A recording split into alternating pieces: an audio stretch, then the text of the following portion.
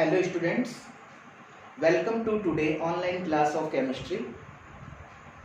In today class under metal and non-metal, we will study about ionic compounds and its properties. Okay, so let's talk first ionic compounds. Ionic compounds क्या होते हैं? Okay, हम सबसे पहले इसे जानेंगे. Definition लिखते हैं. द कंपाउंड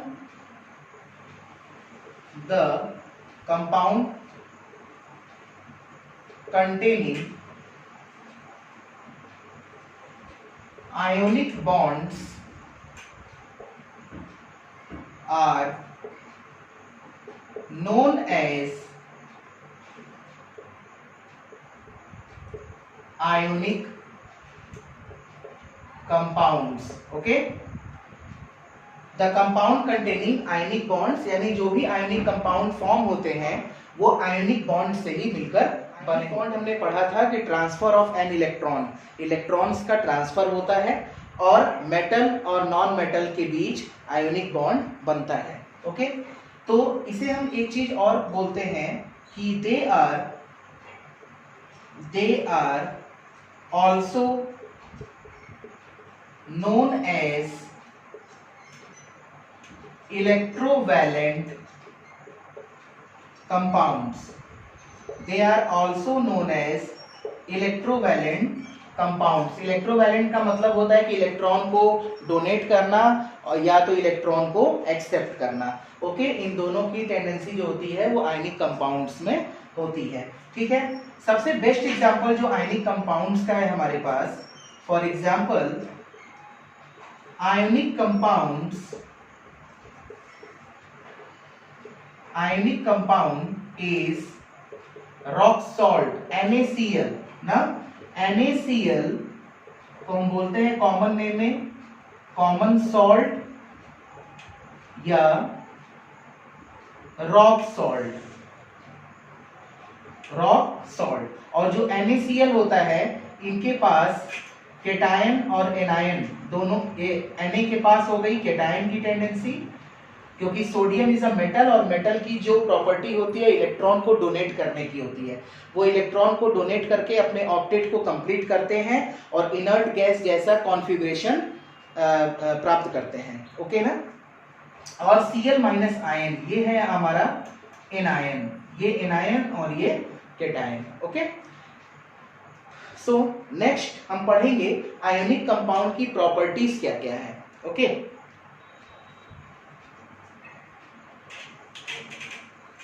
नेक्स्ट हम पढ़ेंगे आयनिक कंपाउंड्स की properties.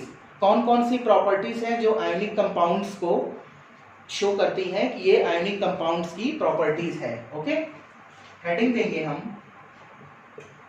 Properties of ionic compounds में. जो फर्स्ट हेडिंग होगी वो होगी कंडक्शन ऑफ इलेक्ट्रिसिटी.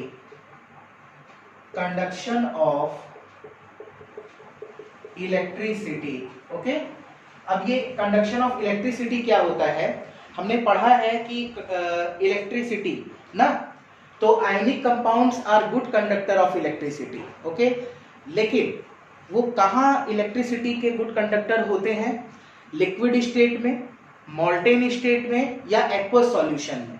ठीक है, वो वहां पर good conductor of electricity show होते हैं. लेकिन सॉलिड स्टेट में ये इलेक्ट्रिसिटी के गुड कंडक्टर नहीं होते हैं. कैसे नहीं होते हैं? हमने अभी पढ़ा था NaCl या सोडियम क्लोराइड जिसे हम कहते हैं.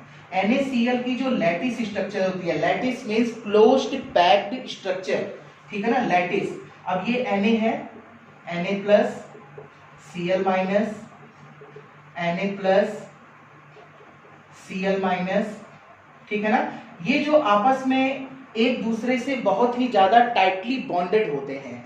जब ये टाइटली बॉन्डेड है, आपस में बहुत ही ज्यादा बॉन्डिंग शो कर रहे हैं, तो इनके बीच जो केटायन और एनायन के फ्री होने की टेंडेंसी है, जो आयंस के फ्री होने की टेंडेंसी है, वो बिल्कुल ही नहीं होती है. ठीक है ना. तो इनके बीच वैसे भी डिस्टेंस बहुत कम होता है, लेकिन जैसे ही ये लिक्विड स्टेट में आ जाए या मॉल्टेन स्टेट में आ जाए, तो आप ये जानते हैं कि लिक्विड के अंदर जो कॉन्स्टिट्यूएंट एलिमेंट्स होते हैं, ठीक है, तो कॉन्स्टिट्यूएंट्स एलिमेंट्स के जो डिस्टेंस है वो सॉलिड फॉर्म के डिस्टेंस से ज़्यादा है, ठीक है। तो जब डिस्टेंस ज़्यादा है तो वहाँ पर आयन क्या हो सकते हैं, आसानी से फ्रीली मूव कर सकते हैं। तो वहाँ पर अगर हम करंट जनरेट कराएं तो आयन जो होंगे वो इलेक्ट्रिसिटी कंडक्ट करने लगेंगे, ठीक है। तो हम इसके बारे में कैसे लिखते हैं, इसकी डिफिनीशन यहां पर हम लिखेंगे। कंडक्शन ऑफ इलेक्ट्रिसिटी में ionic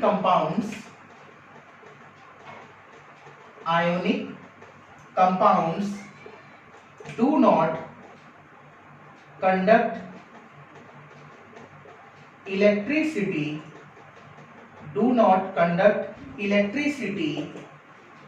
in solid state as ions are not free to move, but in molten state or in aqueous solution they are good conductors of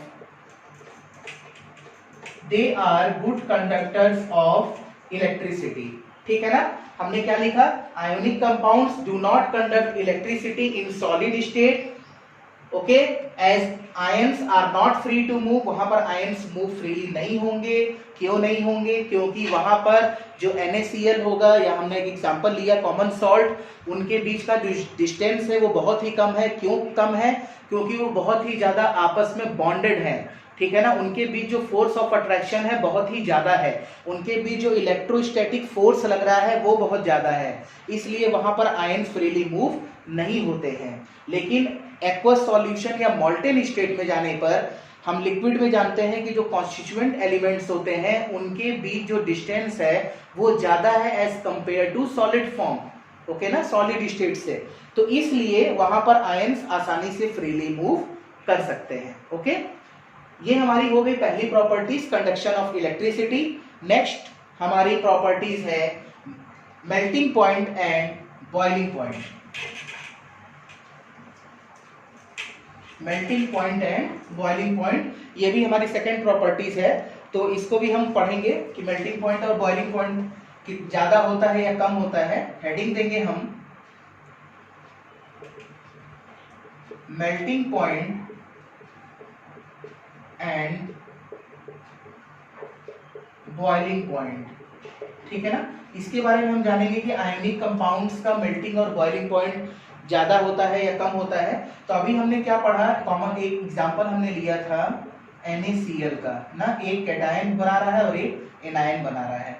अब जो NaCl है, अब एक बार जानिएगा, जो NaCl है इनके बीच जो फोर्स ऑफ अट्रैक्शन है बहुत ही ज्यादा है। कैटायन जो है एनायन को अट्रैक्ट कर रहा है और जो एनायन है वो कैटायन को अट्रैक्ट कर रहा है, ठीक है। तो इनके बीच एक फोर्स लग रहा है जिसे हम पढ़े होंगे इलेक्ट्रोस्टैटिक फोर्स, यानी इसके भी जो फोर्स है बहुत ही ज्यादा है।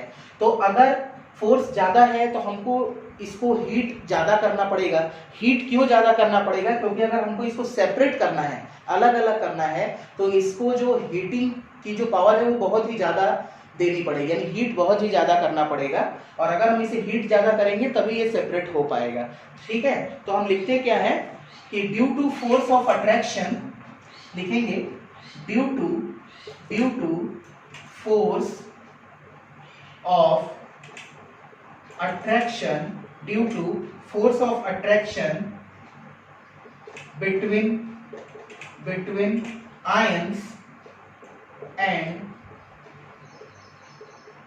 ions and formation of lattice means closed packed structure of compounds, okay. They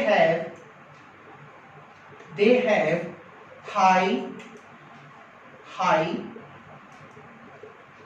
melting and boiling points, okay ना, they have high melting and boiling points, okay. तो ये हमारा सेकंड कैरेक्टर हो गया आयोनिक कंपाउंड्स की, सॉरी कैरेक्टर नहीं, properties, okay, properties हो गई हमारे पास। अब हम थर्ड प्रॉपर्टीज को देखेंगे। थर्ड प्रॉपर्टीज हमारे पास क्या है, सॉल्युबिलिटी, ओके, सॉल्युबिलिटी हम लिखेंगे सॉल्युबिलिटी, ओके। सॉल्युबिलिटी का मतलब एक तो नॉर्मल चीज है कि ionic compounds are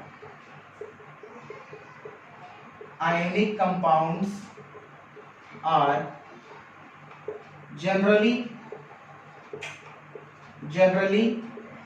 soluble in water, okay ना। आयोनिक कंपाउंड जो होते हैं जनरली क्या होते हैं, soluble in water होते हैं, वो जल्दी वाटर में soluble हो जाते हैं। तो अभी हमने क्या क्या पढ़ा आज, आयोनिक कंपाउंड्स क्या होते हैं जो आयोनिक बॉन्ड से मिलकर बनते हैं। आयोनिक बॉन्ड क्या होता है, जहां पर इलेक्ट्रॉन का ट्रांसफर हो रहा हो, मेटल और नॉन मेटल के बीच आयोनिक बॉन्ड बनता है, क्योंकि मेटल की जो प्रॉपर्टी होती है वो इलेक्ट्रॉन को डोनेट करने की होती है, और नॉन मेटल की जो प्रॉपर्टी होती है वो इलेक्ट्रॉन को एक्सेप्ट करने की होती है, और दोनों अपने ऑक्टेट को कंप्लीट करते हैं, क्योंकि वो इनर्ट गैस जैसा इलेक्ट्रॉनिक कॉन्फ़िगरेशन के लिए और स्टेबल कॉन्फ़िगरेशन के लिए ऑक्टेट को कंप्लीट करते हैं, ठीक है। और आयोनिक कंपाउंड्स की प्रॉपर्टीज हमने देखी, तीन प्रॉपर्टीज। पहली हमने क्या देखा, conduction of electricity, ionic compounds are good conductor of electricity, but molten state, liquid state और एक्वस सॉल्यूशन में ये इलेक्ट्रिसिटी के कंडक्टर अच्छे होते हैं, लेकिन सॉलिड स्टेट में नहीं होते। इसके मैंने रीजन भी बताए आपको। सेकेंड आपने हेडिंग क्या दिया, मेल्टिंग एंड बॉइलिंग पॉइंट जो ज्यादा होते हैं आयनिक कंपाउंड्स के। और थर्ड हमने दिया solubility, because ionic compounds are generally soluble in water, वो जनरली वाटर में सॉल्युबल होते हैं, ओके।